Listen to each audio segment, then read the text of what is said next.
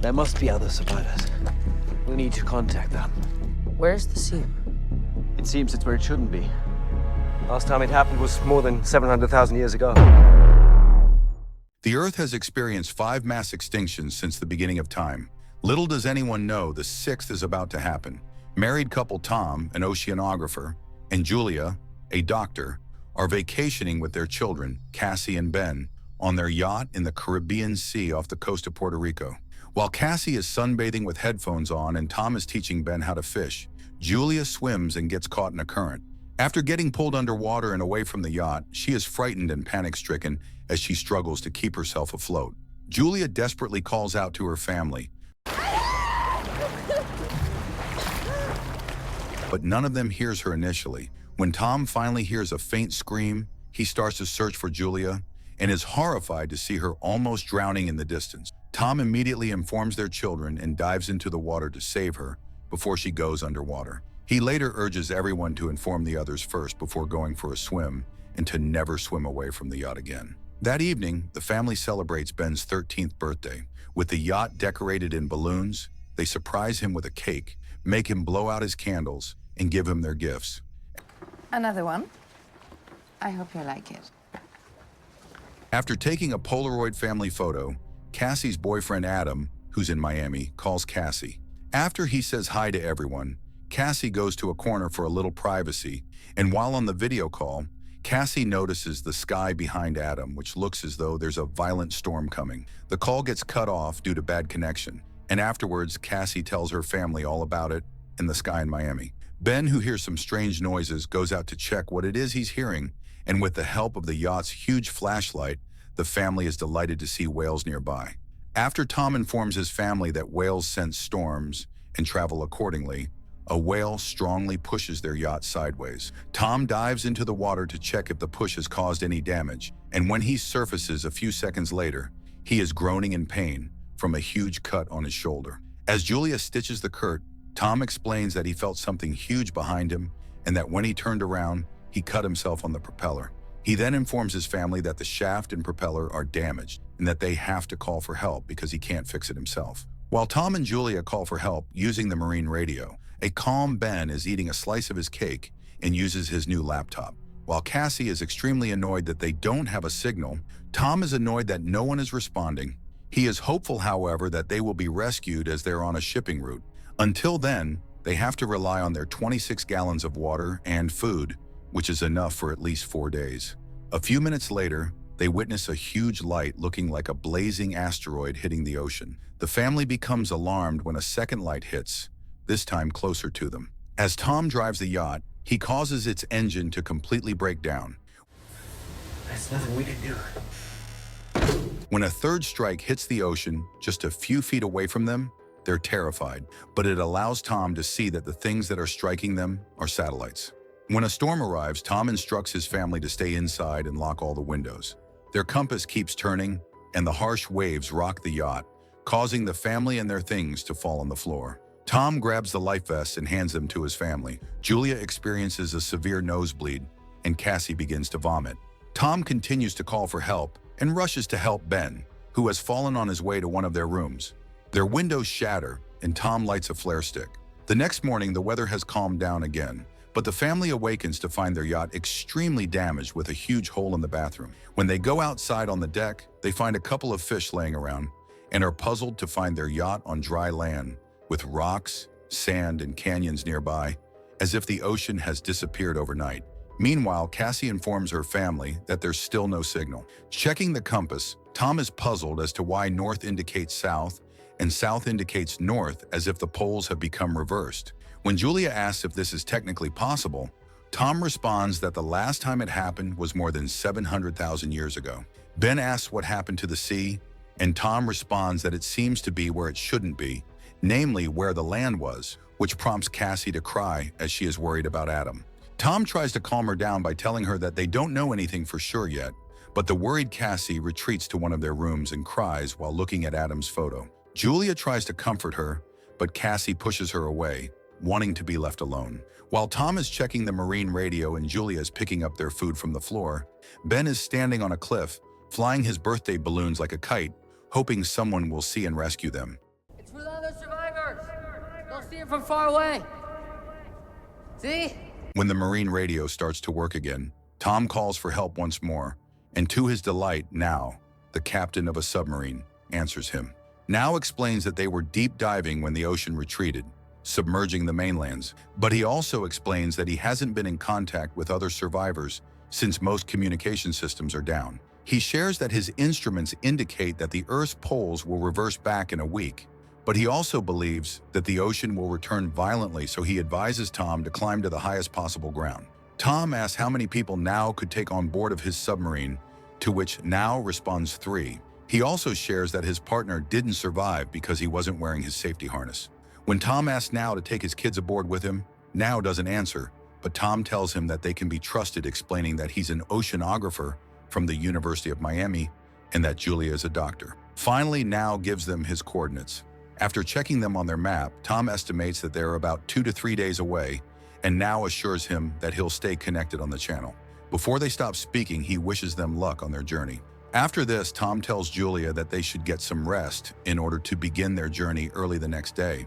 When she cries in fear, he assures her that they have a good chance of making it before the ocean returns. The next day, as the family prepares to leave, a man with a harpoon and a dog appears and walks towards them. Tom, who's glad to see another survivor, immediately makes his way to the stranger. He asks him if he's hurt and tells him that Julia, who's walking towards them, can help him because she's a doctor. Tom hands him a tumbler, and the man accepts it and drinks from it. To Julia's horror, instead of thanking Tom, the man starts to beat and stab him, resulting in Tom's death. A shaken Julia runs back to the yacht, and as he pursues her, the man throws his harpoon at her, injuring her shoulder. As Julia climbs up the yacht, Cassie and Ben run to her aid, and Julia closes every door they have to prevent or at least delay the man from getting in. After she hides the children in a piece of storage furniture, she hands Cassie a flare gun she can use for protection. Julia herself takes a knife and retreats to the bathroom, where she bandages her wound. Meanwhile, the man is managing to open the door. He begins to eat the family's food and looks around the yacht, with the scared children watching him through the gaps in the furniture. When the man gets to the bathroom, Julia is nowhere to be found, as she has exited the yacht through the huge hole caused by the storm. He peeks through the hole but doesn't see her hiding underneath. Unfortunately, the man's dog ends up noticing Julia and begins to bark at her, alerting the strange man. When the dog launches itself at Julia, she stabs it, resulting in its death. As the man goes out, he sees his dog's corpse but not Julia, since she is already climbing up the other side of the yacht in order to sneak into the yacht's bridge. As she approaches the furniture where her kids are, he catches her, however, and although she fights back, the man beats her and breaks her nose. As he chokes her, Cassie points the flare gun at him, prompting him to step back. She shoots him, which knocks him out, and the flare causes the yacht to catch on fire. As the yacht burns, Julia instructs the kids to flee, and she grabs all the navigation equipment they have. They then run out and weep as they hug Tom's corpse. When Julia sees the man escaping the yacht, she forces the kids to leave, pulling a grieving Ben away from Tom. Shortly after, the yacht blows up. Later, Julia and the kids stop at a canyon to rest. Ben can't help but feel guilty for Tom's death because he believes the man found them because of his balloons. Julia, however, consoles him, saying that he meant no harm. When they see that the man is still following them, the trio keeps on moving quick, passing by whale and shark carcasses, a pond of toxic waste, and a pile of plastic bottles. As Julia notices that Ben is dehydrated, she gives him their last drops of water. Cassie breaks down as she's convinced that there's no way they're going to survive, but Julia urges them to keep moving. They take refuge in an airplane that has crashed into the ocean. Finally feeling a little safe, they rest and eat some of the little food they brought along. As Julia looks at the Polaroid family photo they took during Ben's birthday dinner, she and the children can't help but weep as Tom is no longer with them. Later that night, Cassie is awakened by a noise, and while Ben is asleep, she steps out of the plane to pee. The strange man from earlier appears behind her, but before he can grab her, Julia appears and angrily and repeatedly stabs him, resulting in his death. The next morning, they're shocked to see that the man's corpse looks as though it's been eaten by a dangerous predator. And when they leave to resume their journey, small crabs crawl out of the man's corpse. Later, as they travel through canyons, a thirsty Ben drinks from a dirty puddle of water, and Julia and Cassie stop him. They soon have to help Ben walk, as he seems to be too weak to travel any further. Upon arriving at an area with a lot of plastic chairs, Julia and Cassie stack them on top of one another to form a shelter they can rest in. Julia then injects something into Ben to make him feel better. Later that night, as they sleep, Julia is awakened by a noise. When she goes out to check what it is, she is horrified to see an army of huge crabs moving in their direction. She immediately runs back to wake up her children, and they run until they arrive at a huge cargo ship with lots of shipping containers. They ask help from the 3 people who are there, but seeing the army of crabs behind them, the 3 people lock themselves inside one of the shipping containers. Julia, Cassie, and Ben try to climb up the shipping container, during which Julia's leg is caught by a few crabs, but fortunately, she's able to kick them off. Meanwhile, the crabs manage to penetrate the shipping container. Although the 3 people inside shoot them using their guns, the crabs outnumber them and eat them all alive. After Julia wraps a cloth around her leg wound, she shivers and faints. When she awakens, they are inside a container, where they wait for the passing sandstorm to stop, and Julia burns her wound to close it up. Searching through the containers and clothes of the corpses, they find food, water, guns, and a walkie-talkie. Using the walkie-talkie, Julia contacts Now and informs him that they're near a cargo ship, but that they don't know where exactly they are because they lost their nautical chart. When she explains that they got attacked, Now shares that the same happened to him. He explains that when the ocean left, it released the arthropods, and that the oxygen seems to drive them crazy. As they no longer have any food, they attack and feed on living things such as humans. Julia then shares with Nao that only her and her children are still alive. He immediately asks her to hurry since his instruments are indicating that the ocean will return in a matter of hours, way sooner than expected. When Julia explains that she doesn't know which direction to go, Nao shoots a flare gun into the sky to show them his location. After seeing the flare, Julia and the kids begin to travel in its direction. As they are passing through a narrow canyon, a part of it collapses and some rocks fall,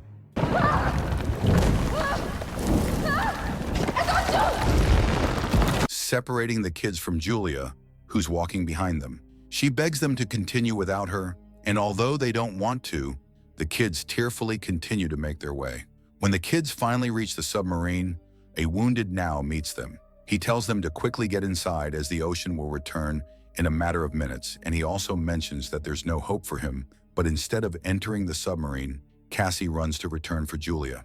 Meanwhile, at the canyon, Julia is shooting at the crabs that are approaching her until she runs out of bullets. She begins to cry, thinking that she's about to die, but Cassie appears and pulls her up the rocks. Julia and Cassie run to the submarine, and Ben shoots the crabs that are chasing them. As they climb up and lock themselves inside, the crabs feed on the dying Nao, who's on the ground. Through the submarine's window, they see the crabs struggling to climb up their vessel. When the ocean comes in like a tsunami, they immediately strap themselves onto the submarine seats and hold hands as the ocean lifts the submarine. When its force is causing the submarine to violently turn and shake, Julia remembers everything that happened in the past few days. Cassie vomits, and Ben covers his ears. Soon, the 3 of them awaken and find the submarine not moving. When they walk out, they see that the ocean has carried them to a ruined city, and that's the end.